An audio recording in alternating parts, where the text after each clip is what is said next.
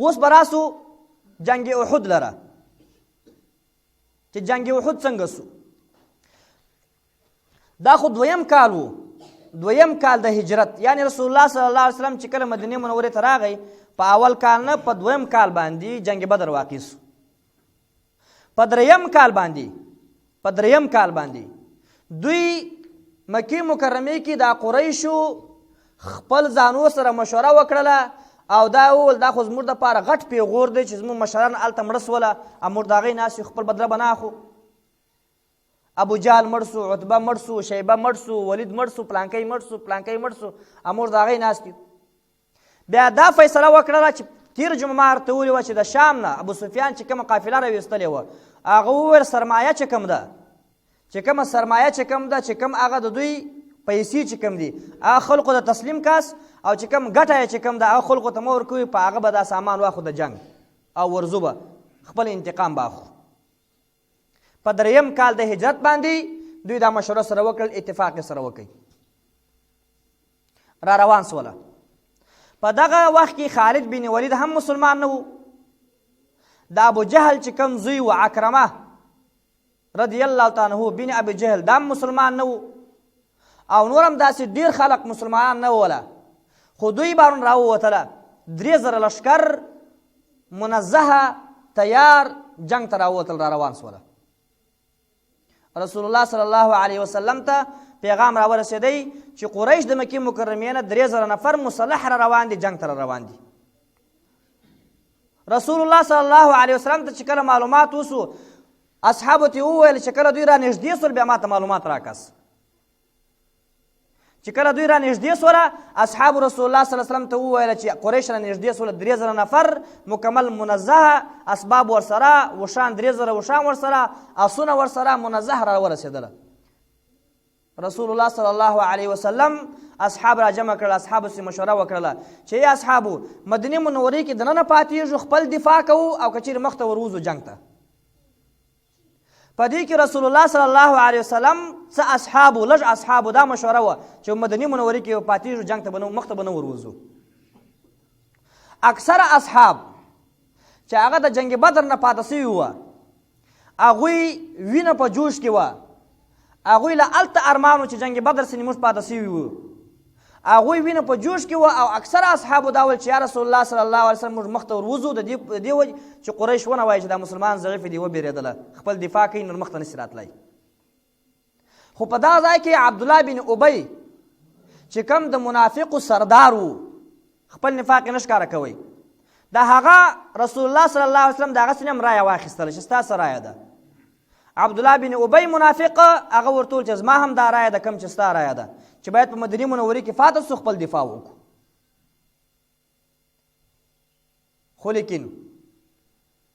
رسول الله صلی الله علیه وسلم چې کله اکثر اصحابو ته وکتله چې اکثر اصحاب ویني په جوش کې دي، په جذبه کې دي ورځي، نو ده هم دا حکم وکړي چې ورځو به مخته. نو ځکه خداوند متعال فرمایي وإذ غدوت من أهلك تبوئ المؤمنین مقاعد للقتال والله سمیع علیم. وایات که هغه وخت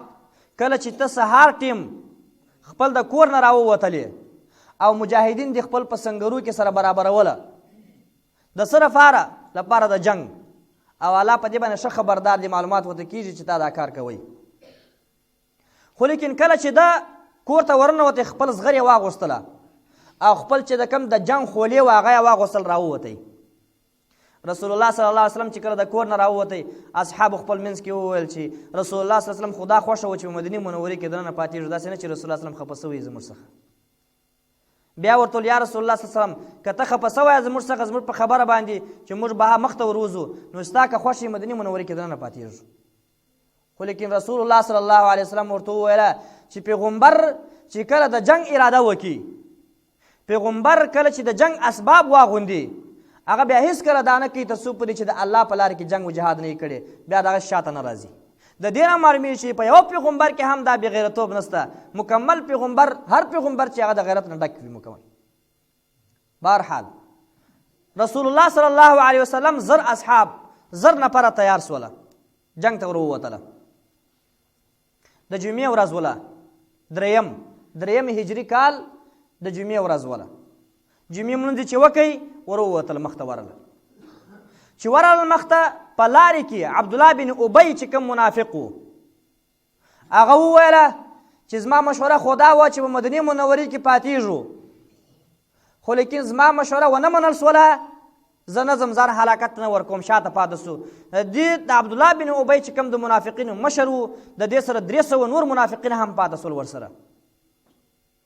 نو 300 منافقین شاته پاتې سول 200 اصحاب رسول الله صلی الله علیه وسلم سره 200 اصحاب جنگ ته وروتله د هغوی سره 3000 نفر دلته 200 اصحاب جنگ ته وروتل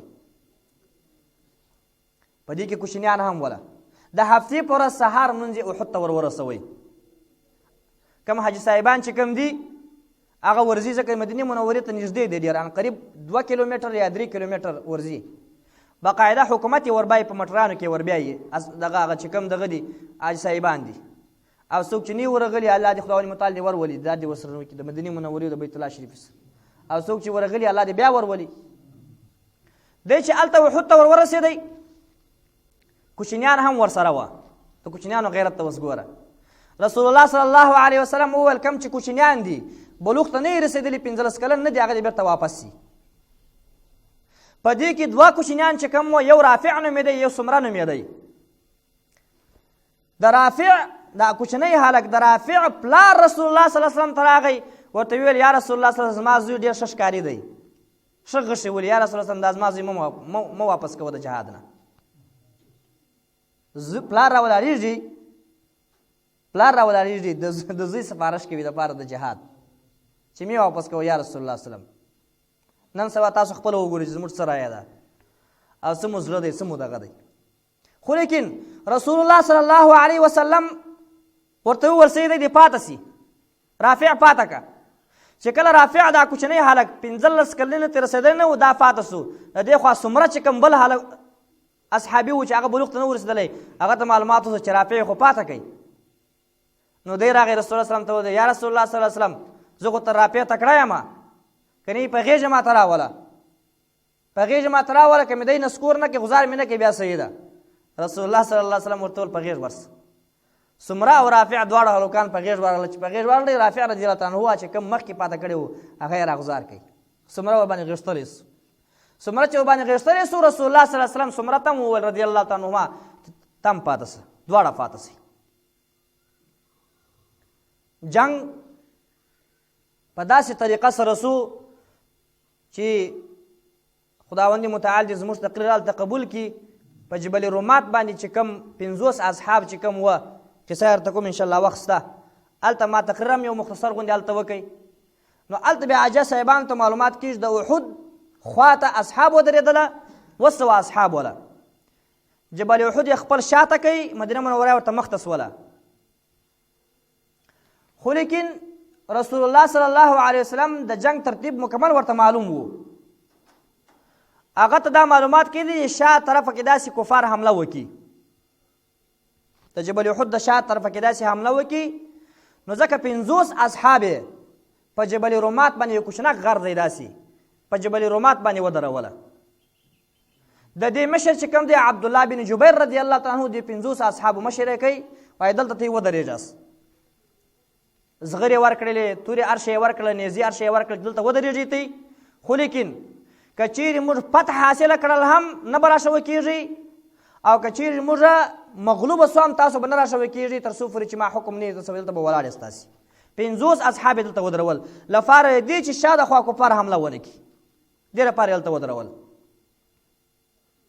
مصعب رضی الله تعالی عنه ته جنډه ورکړله او حمزه رضی الله تعالی عنه یې د هغو اصحابو مشر کړ کوم چې زغرې نه وي اغوستي دغو اصحابو مشر یې کوي او زبیر رضی الله تعالی عنه د رسالې مشر کوي خو لیکن مخکې ما تاسو ته په جنګ بدر کې دا ویلې وه چې مخکې به جنګونه کېدل نو هغه غټ تکړه تکړه ځوانان بیا راووتله تکړه تکړه ځوانان اول د کافرانو څخه ابو عامر په نامه سره د اوس د قبیلې یو مشر و هغه مسلمان نه سو ولاړی بیا بیت الله شریف ته مکې مکرمې ته ولاړی د کفارو سره یو ځای سو هغه ډېر عبادت کوونکی هم و عابد هم و خلقو ته مشهور هم و او تکړه هم و مشر هم و هغه د کفارو نه راووتی او اعلان یې وکړي مثال زه د قریش سره ولاړ یم او یعنی د هغه مسلمانانو سره اوس خو ډېر اصحاب وله دا خپل قوم ته اشاره کول چې د محمد صلی الله علیه وسلم سره سیټ تساس ځکه دا خبر راووته دا خبرې اعلان یې وکړي په جار سره زه د قریش سره ولاړ یم خو اصحاب چې کوم وله د قوم چې کوم اصحاب وله هغه جواب ورکړي چې ته ملعون سوی ته کافر سوی موږ ستا په قول نه کوو ابو عامر بیرته شاته سو قریش ته وویل زما قوم بدل سوی دی طلحه بن طلحه دا د کفارو تکړه ځوانو دا مخته راووتی چې راووتی علي رضی الله تعالی عنه ورغی جنګ ته ورغی چې یو څو تورې سره وغورځولې په شا ځینې کټ کړل د چا طلحه بن طلحه لاندې راوغورځوئ علي صاحب بیرته شاته سو عثمان بن طلحه دا د کافرانو طرفه دا راووتی دی خو حمزه رضی الله تعالی عنه ورووتی چې یو څو تورې سره وغورځولې دواړه لاسونه ځینې قط کړله د عثمان بن طلحه لاندې راوغورځوئ مړ یې کوي دا دواړه خو دلته مرده مړه کړله ورپسې دریم چې کوم و هغه بل راووتی چې هغه ابو اسد بن طلحه نومیږي سعد بن طلحه دا هم د کافرانو طرفه دا راووتی دا چې راووتی سعد بن ابي وقاص رضی الله عنه ورووتی د دې کار یې هم وروکئ ورپسې بل کافر راووتی بیا ورپسې عاصم بن ثابت رضی الله عنه ورووتی دې کار یې هم وروکئ بل راووتی بیا عاصم ورووتی دې کار یې بل راووتی زبیر بن عوام رضی الله عنه ورته دې کار یې وروکئ خو لیکن دلته 22 د دوی مشران ټول مردار سوله مشران ټول مردار سول دلته جنگ شروع د احد د جنگ دپاره زنانه هم راوتلي وي د کافرانو د دې لپاره راوتلي وي شاته یې خیمې درولې وي پیغورونه یې ورکوله اشعار به ویله چې دا کفار شاته رانیسي او د دې کفارو د زنانو مشره چې و هغه هنده نومېدله هغه وخت کې مسلمانه نه وه بیا مسلمانه سول پسته هنده رضی الله تعالی عنها دا د عتبه د شیبه د ولید د عتبه لور وه د شیبه وریره وه د ولید خور وه چې په جنگ بدر کې عتبه او شیبه ولید دواړه مردا سوله د هلته غصه وه چې امې پلار مړ سو امې اکا مړ سو امې زوی مړ سو هلته غصه ور روانه وه که چیرې ما ته حمزه په لاس راغی زه بېکار کوم نو په دې وخت کې دوی زنانه و مشره و اشعار به ورته ویل چې شاته رانیسي دغه وخت کې د احد په جنگ کې دویم قریشو د رسول الله صلی الله علیه وسلم سره ترتیب زده کوي چې په جنگ بدر کې رسول الله صلی الله علیه وسلم خپل مجاهدینو ته کم ترتیب ورکړی و کم صفونه جوړ کړي دویم هغه صفونه جوړ کړله سیټ ته یو سیټ ته خالد بن ولید د سلو اصحاب د سلو کافرانو سره د سلو اسو سره ودروي او دا بل سیټ ته د ابو جهل چې کوم زوی و عکرمه رضی الله تعالی عنه هغه ټیم کې مسلمان نه و بیا مسلمان سو هغه یې ودروي په منځ کې چې کوم لښکر و په مشرتوب د عمر بن عاص دا یې مشر و دا یې ودروي شاته یې خیمې د زنانه ودرولې داسې سره مخامخ سوله اوس هم هغه منظر چې کوم زه ورغلی یم هغه زما ذهن ته راځي چې کوم منظر چې کوم جبل رومات ته موږ ور وختلو او عبدالله بن جبیر رضی الله تعالی عنه چې کوم د 50 اصحابو سره ولاړو او کوم ځای کې چې خالد بن ولید حمله وکړله هغه ټول سړي نقش نگار مکمل سړي ذهن ته راځي جنگ شروع سو اوله فتحه اوله کامیابي ابتدا د جنگ چې کوم وه هغه فتحه د اصحابو وله کافرانو شکست وخوړی شکست چې وخوړی روان سوله هندي او زنانه و پیغورونه ورکوله اشعار یې ورکوله چې مزئ شاته مزئ خو لیکن بیا هم دوی د ټینګې نه روان وله خو لیکن عبدالله بن جبیر رضی الله تعالی عنه چې جبل رومات د 50 اصحابو سره چې ولاړ و هلته چې رسول الله صلی الله علیه وسلم ورته ویلي و چې راکښته نه ساس که موږ فتحه او که موږ مغلوب راکښته نه ساس په دغه ټیم کې اصحاب خپل منځ کې سره مختلف سول هغه 50 اصحاب اکثرو دا وویل چې رسول الله صلی الله علیه وسلم تر دغه وخته پورې موږ ته ویلي و چې کښته مه سه اوس خو عادي اصحاب غنیمتونه ټولوي غنیمتو باندې اخته دي راځي موږ هم ورکښته سو عبدالله بن جبیر رضی الله تعالی عنه چې کوم مشر هغه ډېر ورته وویل مه کښته کېږئ خو لیکن 40 اصحاب دلته ورکښته سول لاندې غنیمتو ته هلته د عبدالله بن جبیر رضی الله تعالی عنه سره 10 اصحاب پاته سوله خالد بن ولید په هغه ټیم کې چې مسلمان نه و هغه وکتله د جنگ ډیر پروفیسر و چې ویې کتل چې هلته جبل رومات باندې لږ اصحاب پاته دي خپل ملګرو ته وویل چې راځئ اوس موقع ده د جبل رومات هغه سیټ کې شیاله ده اوس ډکه سوې ده مخکې ډېره غوشه وه ډېره اوس د معلومات کېږي چې څوک پشکیزي معلومات کېږي چې دغسې نفر روان دی په هغه ټیم کې معلومات نه کېدی خالد بن ولید د 100 نفرو سره د 100 آسو سره لاندې په دا شیلې کې شا داسې ورغی شا د خوا یې حمله وکړله اصحابو نه لیدی اخوره چې ولید چې روان ویلی دی چې خالد بن ولید دا خوا راغی عبدالله بن جبیر رضی الله تعالی عنه ډېر په غیرت سره مقابله ورسره وکړله خو هغه ډېر و چېرته 100 چېرته 10 مقابله یې ورسره وکړل خو دلته 10 اصحاب 10 سره شهیدان کړل سره د عبدالله بن جبیر رضی الله تعالی عنه د دې خوا خالد بن ولید د دې خوا حمله وکړله هلته عکرمه بن ابي جهل چې کوم و هغه هم د دې خوا حمله وکړل د دې خوا ابي سفیان حمله وکړله اصحاب یې په منځ کې راویستله دلته اصحاب شهیدان سوله ډېر جلیل القدر اصحاب شهیدان سوله خو لیکن داسې غیرت اصحاب وکئ داسې غیرتي جنګ یې وکئ چې کتابونه لیکي چې اصحاب خو تیتو پرک سول سره مکمل ټیټو پرک سول سره صرف د رسول الله صلی الله علیه وسلم شاوخوا چې کوم وله 14 اصحاب شاوخوا راسره باندې راګرځېدله د ده دفاع یې کوله و پکې انصار وله و پکې مهاجر وله شاوخوا مکمل د مصعب رضی الله تعالی عنه سره جنډه وه په راسته لاس یې جنډه نیولې وه جنګ یې کوئ راسته لاس یې قطع سو پرې سو بیا په چپه لاس جنډه راواخیستل جنډه یې نیولې وه چپه لاس یې پرې سو بیا په خوله جنډه نیولې وه جنډه یې نه کښته کېدله تر څو پورې چې شهید کېدی تر څو پورې چې شهید کېدی ابو دجانه رضی الله تعالی عنه رسول الله صلی الله علیه وسلم ته خپل ځان ډال کوي داسې ډال کوي چې خپل مخې رسول الله صلی الله علیه وسلم ته کوي شا یې و کافرانو ته کړله ډال یې ځان جوړ کوي دې دپاره که چیرې زه مخ و کافرانو ته وګرځوم یا زغره راسي یا مې صابت توره راسي زه به سر ټیټ کړم رسول الله صلی الله علیه وسلم به ولګېږي ما کې به بیره پیدا سي نو ځکه یې شا کفارو ته وګرځوله او رسول الله صلی الله علیه وسلم ته یې خپل مخ وګرځوئ وایي که هر څه راځي زه به ډال یم اول به زه لګېږم بیا به رسول الله صلی الله علیه وسلم لګېږي طلحه ځان غلبیل کوي په رسول الله صلی الله علیه وسلم باندې شاوخوا باندې راګرځېدی توره نه و ورسره خپل د کافرانو تورې یې په لاسو باندې ګرځولې په لاسو باندې ګرځولې غلبیل کوي خپل لاسونه یې مکمل غلبیل کړ تر څو پورې چې مکمل لاسونه یې ختم سوله دا د اصحابو انقلابي جنګ و دا د اصحابو غیرت و چې په رسول الله صلی الله علیه وسلم باندې کوي خو لیکن په دې وخت کې عتبه بن ابي وقاص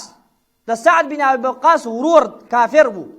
عتبه بن ابي وقاص ته موقع میلاوسوله ډبرې راواخیستل ډبرې وغورځل رسول الله صلی الله علیه وسلم په غاښ باندې ولګېدی لاندې غاښ یې د رسول الله صلی الله علیه وسلم شهید کړي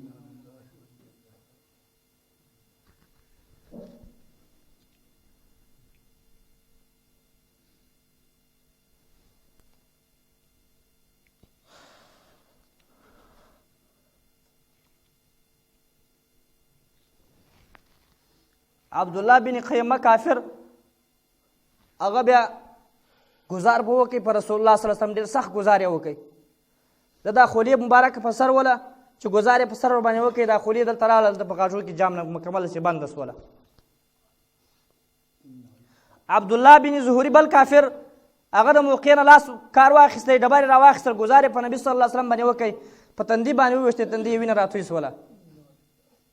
یو اصحابي راغی رسول الله صلی الله علیه وسلم دا وینه مبارکه یې مکمل ځینې صفا کړله خو لیکن به هر حال داسې وسوله چې رسول الله صلی الله علیه وسلم امر وکړي و اصحابو لره چې تاسو غره ته وکېږئ د جبل احد غره ته وکېږئ امر یې وکړي اصحاب سره راټول سول اساسه غره وخواته ولاړل غره ته وختله غره ته چې وختله دلته بیرته اصحاب سره راټول سول مکمل رسول الله صلی الله علیه وسلم عمر ته امر وکړي چې ابو سفیان اته نه چې غره ته راوخیږي عمر رضی الله تعالی عنه کوشش دا کوي چې ابو سفیان ونه خیږي تر څو پورې چې اصحاب راغونډېږي اصحاب مکمل راغونډ سول په نبي صلی الله علیه وسلم باندې دلته حمزه رضی الله تعالی عنه د رسول الله صلی الله علیه وسلم اکا مبارک چې ډېر ورباندې ګران وو او د هغه رقم چې کوم ورور یې هم وو ولې ځکه د شیدې یو ځای ورسره رودلې وې ډېر جلیل القدر صحابي و هغه هم شهید سو هندي ډېر زیاتی هم ورسره وکړي خو لیکن ابو سفیان ورته راغی رسول الله صلی الله علیه وسلم اصحابو ته وویل چې جواب مو ورکوي ابو سفیان چې څه وایي جواب مو ورکوه ابو سفیان په هغه ټیم کې مسلمان سوی نو بیا پس ته مسلمان سو چې کله مکه مکرمه فتح کېدل ابو سفیان ورته وویله چېرته دی محمد مصطفی صلی الله علیه وسلم چا جواب ورنه کړي ځکه رسول الله صلی الله علیه وسلم امر کړی جواب مو ورکوه بیا ورته وویل چېرته دی ابوبکر جواب چا ورنه کوي بیا ورته وویل چېرته دی عمر چا جواب ورنه کوي په درې سره شهیدان سوي دي درې سره وایي شهیدان سوي دي عمر رضی الله تعالی عنه دا خبره برداشت نه کړله جواب یې ورکړي چې نه درې سره ژوندي دي ای ابو سفیان درې سره ژوندي دي او بیا ابو سفیان وویله چې د دوی یو بت دی په نامه د هبل نومیږي دا اشعار یې وویل چې هبله اعل هبل اعل هبل یعنی هبل کامیاب سو هبل لوړ دی هبل لوړ دی نبی صلی الله علیه وسلم عمر ته وویله چې ورته وایه چې الله اعلی وجل الله اعلی وجل الله لوی دی بیا ابو سفیان ورته وویله چې ان لنا العزا زموږ دپاره عزا دی د عزا یو بت دی لات و منات عزا دوی بات ورته کوئ ان لنا عزا زموږ دپاره عزا دی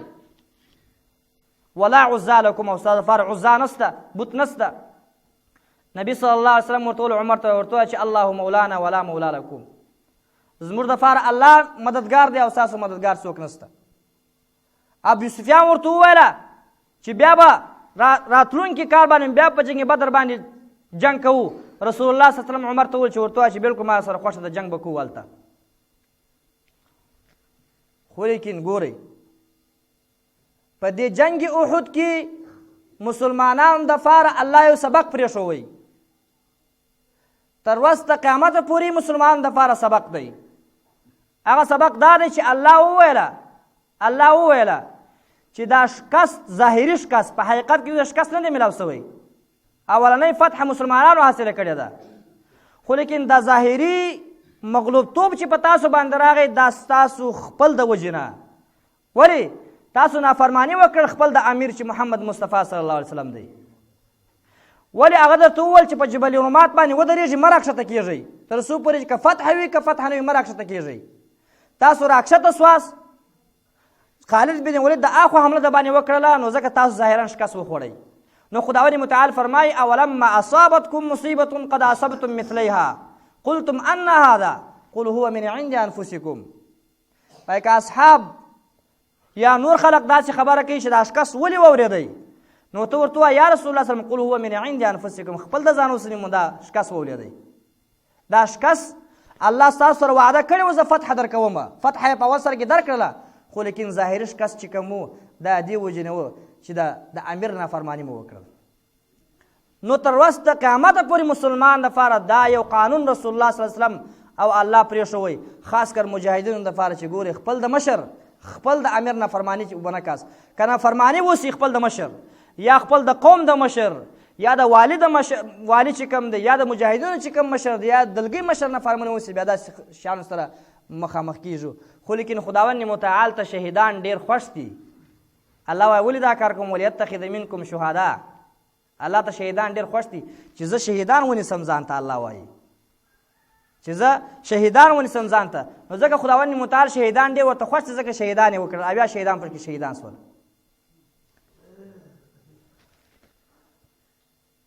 رسول الله صلی الله علیه وسلم جبرائیل امین ته وویله چې ونفخ فی الصور فصعق من فی السماوات ومن فی الارض الا من شاء الله کله چې شپېلۍ وول سي نو ټوله دنیا به مکمل ختمه سي دا خالي مختصره خبره کوم ټول دنیا به مکمل ختمه سي جبرائیل دی اسرائیل دی اسرافیل دی میکائیل دی ملائکه دی جنیات دی انسانان دی مرغان دی حیوانات دی ټول به ختم سي الا من شاء الله مگر که الله ور خوښ نه هغه به نه ختمیږي رسول الله صلی الله علیه وسلم پوښتنه ځینې وکړله جبرائیل نه چې دا الا من شاء الله چې د الله خوښ نه وي هغه نه مړه کېږي هغه څوک دي دا څوک دي ځکه خدای پاک وایي چې ټول مړه کېږي خو لیکن چې الله ور خوښه وي هغه نه مړه کېږي دا څوک دي جبرائیل علیه الصلاة والسلام فرمایي چې دا شهیدان دي دا شهیدان دي ټول به مړه کېږي مکمل خو لیکن شهیدان نه مړه کېږي ان تر قیامته پورې به دوی څه وي ژوندي وي خداوند متعال فرمایي چې بالکل ګمان دا مه کوه چې شهیدان مړه دي، دا خلاصه کوه چې تاسو په ژبه وایي چې شهیدان مړه دي. خداوند متعال فرمایي چې بالکل ولا يحسبن الذين قتلوا في سبيل الله امواتا، ګمان نه دا مه کوه په ذهن کې دا مه راتېروه الله وایي شهیدان څه دي، مړه دي. اقول قولي استغفر الله لي ولكم ولسائر المؤمنين. الحمد لله رب العالمين والعاقبة للمتقين والصلاة والسلام على رسوله محمد وآله وصحبه أجمعين. ربنا تقبل منا إنك أنت السميع العليم وتب علينا إنك أنت التواب الرحيم. وصلى الله تعالى على خير خلقه محمد وآله وسلم.